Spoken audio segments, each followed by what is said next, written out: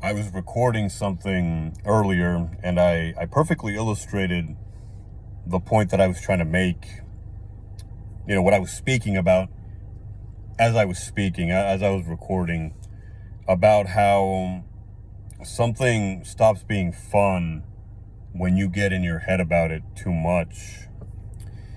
Yet we often keep doing a thing even after it stops becoming fun, for all sorts of different reasons, which I won't get into. For better or for worse, we stick to our course of action sometimes when it's no longer enjoyable. But that's not the point that I'm talking about right now. What I'm talking about is how we make things less enjoyable in the first place. It's not about what we do or stop doing once they lose their fun. It's about the fact that we made them not fun. We made them boring. We made them a drag. We made them a chore in the first place. Because if you don't have that problem, if you don't sap the fun out of the things you do, then you don't have to worry out of what comes afterwards. You don't have to worry about how you handle the situation, right? You don't have to worry about whether you keep doing the thing or you stop, because a lot of problems in life originate from this. We stop doing things just because we don't enjoy them, even if we should keep doing them. And sometimes we keep doing things we no longer enjoy when there's no obligation to keep doing them. But, the point I was originally trying to make here, I don't want to drift off too much, is how I illustrated this.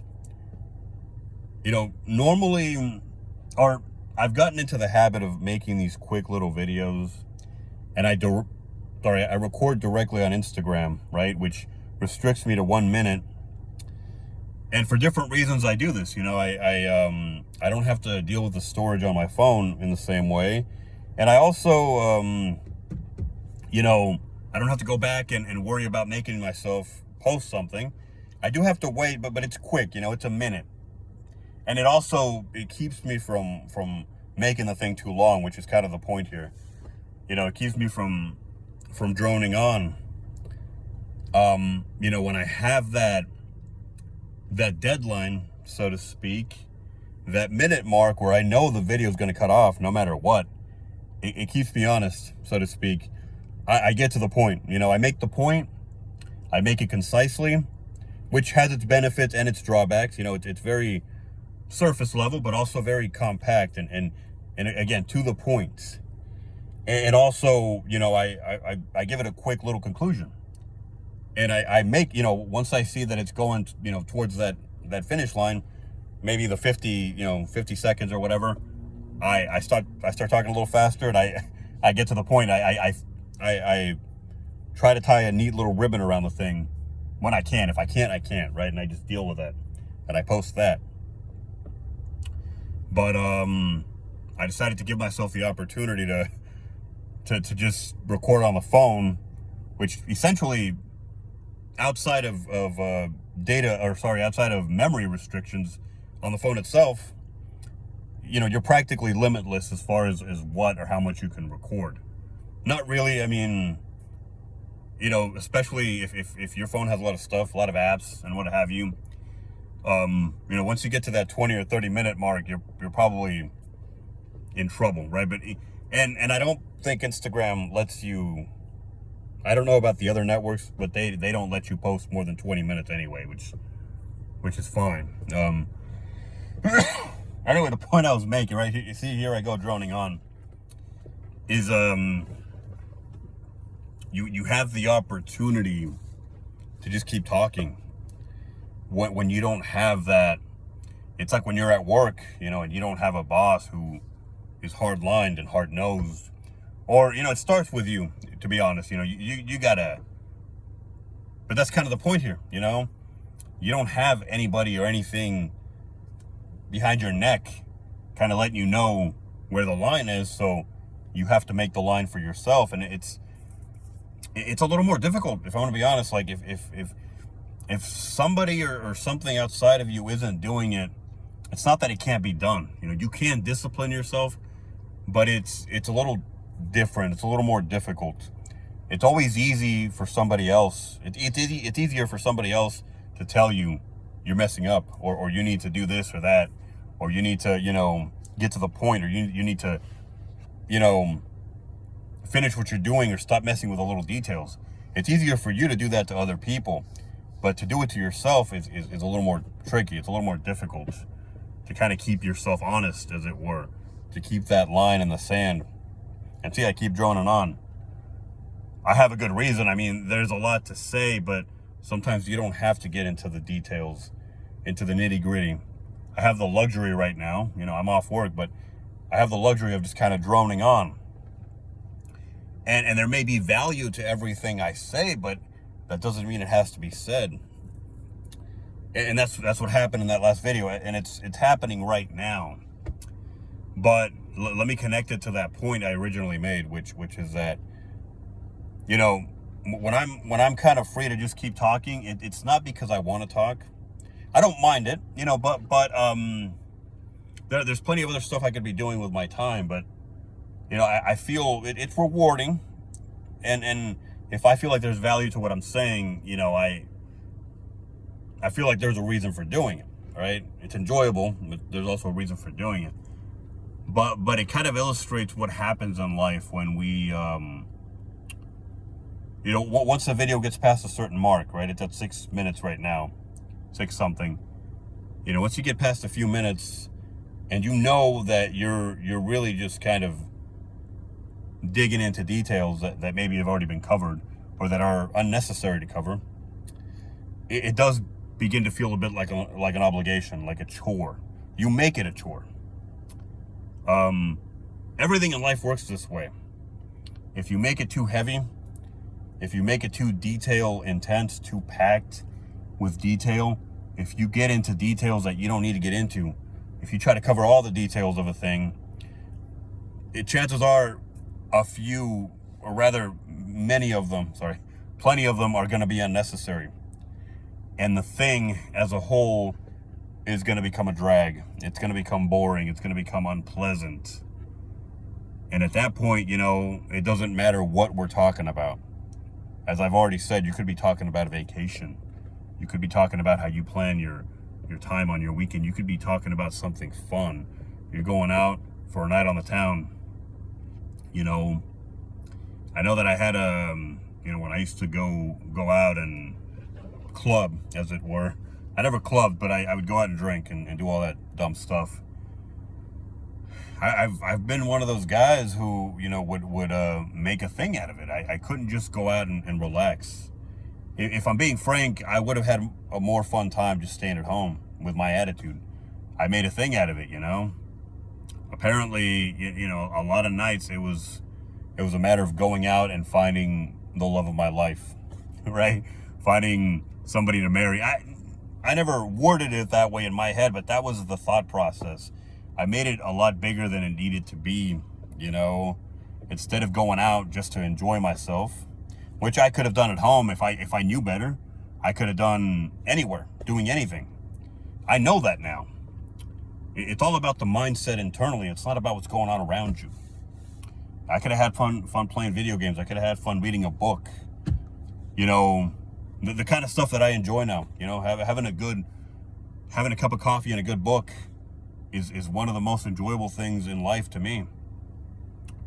Making a jigsaw puzzle, just examples here, but I was big on the outside stuff. I was big on the details externally.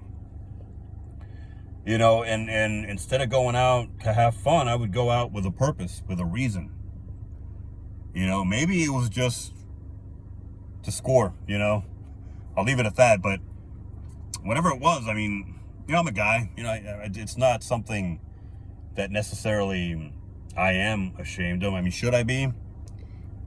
Perhaps some people would say so, but that's not the point. The point here is, as I've been saying already, is I would make a job out of it. Not explicitly, but in the back of my mind, it was, and I would not want to go out if I didn't feel I looked right, if you couldn't tell now, at my age, but I was not as much as some people, but I would try to stay on top of things, you know. I wanted to make sure I was dressed right. You know, I had my facial hair in tip-top shape. You know, didn't want to have anything out of place. I had to have it trimmed just right. You know, all that good stuff. All the details, you know, I couldn't have, you know, a pimple in the wrong place. I mean, you know, I just worried about the dumbest shit. And it became a drag. You know, some nights I wouldn't, there might have been nights I didn't go out at all because I just didn't feel that I, you know, I felt ugly, or I felt like I just looked funny. It never went to that extreme, you know, but I would sit around in my head and overthink things that didn't need to be overthought. You know, yeah, the way I was dressed, the way this, that, you know, I would question I would do stuff like that too, question why I was going out and if I was actually going to enjoy myself, if I liked to drink. All this stuff was in the back of my mind, and it was all just kind of spinning around.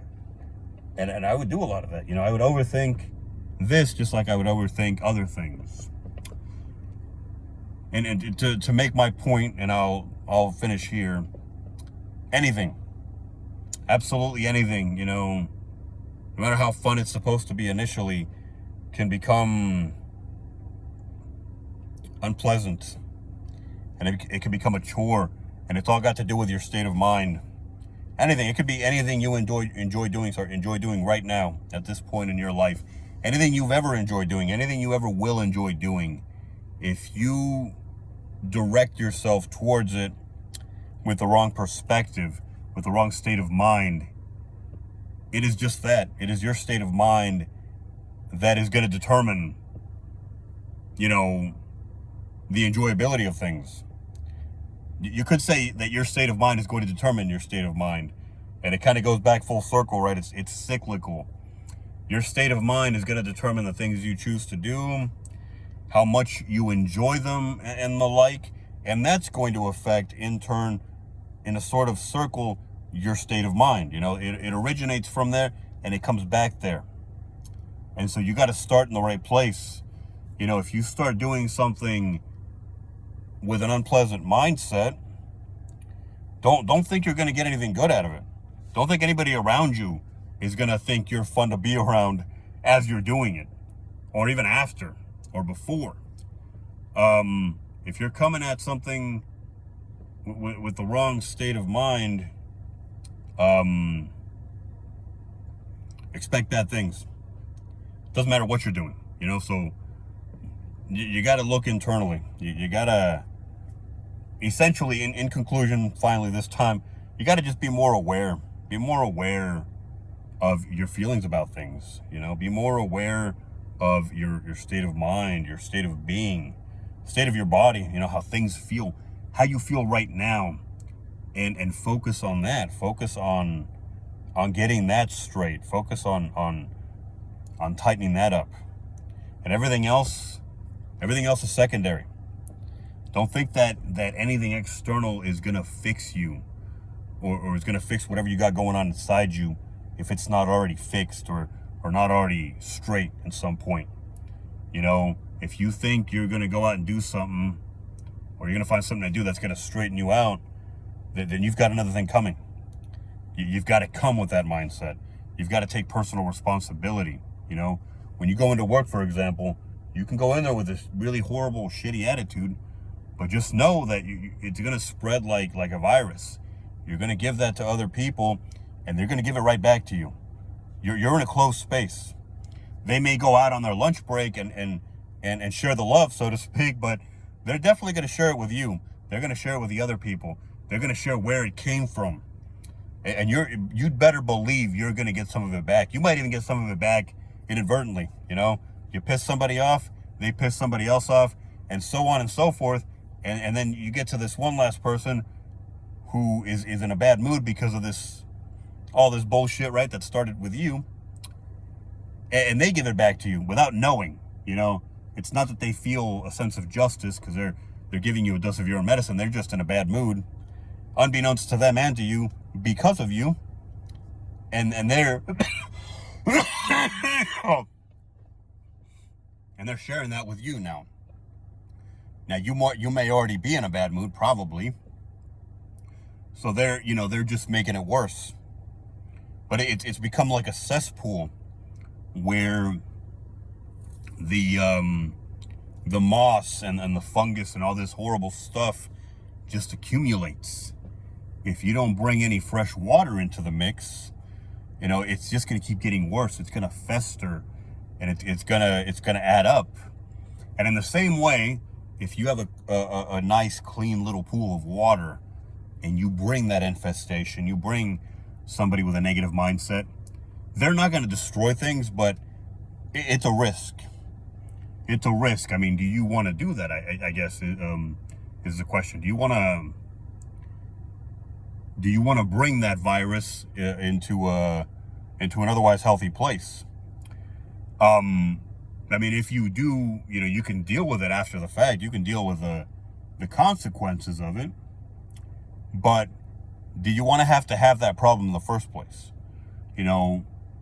Wouldn't it be better than to deal with it after it happens? Wouldn't it be better to just avoid it in the first place?